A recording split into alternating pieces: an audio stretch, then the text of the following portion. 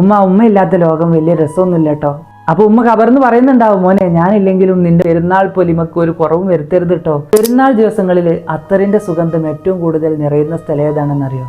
പലരും പറയും വീട്, പരിസരങ്ങൾ, പള്ളികൾ. പക്ഷെ അതൊന്നുമല്ല. പെരുന്നാൾ നിസ്കാരമൊക്കെ കഴിഞ്ഞ് നമ്മളൊന്ന് പുറത്തിറങ്ങി നോക്കിയാൽ കാണാം, ഒരുപാട് ആളുകൾ തങ്ങളുടെ പുത്തനോട് വിട്ട് പള്ളിപ്പറമ്പിലേക്ക് നടന്നു പോകുന്ന നമുക്ക് കാണാം. ഖബറിസ്ഥാനിൽ അവരുടെ പ്രിയപ്പെട്ടവരുണ്ട്.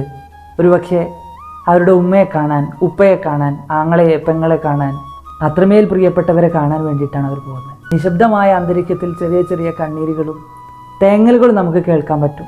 ഉമ്മയില്ലാത്ത ലോകം വലിയ രസമൊന്നുമില്ല കേട്ടോ. അപ്പൊ ഉമ്മ കബർന്ന് പറയുന്നുണ്ടാവും, മോനെ ഞാനില്ലെങ്കിലും നിന്റെ പെരുന്നാൾ പൊലിമക്ക് ഒരു കുറവും വരുത്തരുത് കേട്ടോ. അതാണ് ഈ ഉമ്മയുടെ സന്തോഷം എന്നൊക്കെ പറയുന്നുണ്ടാവും.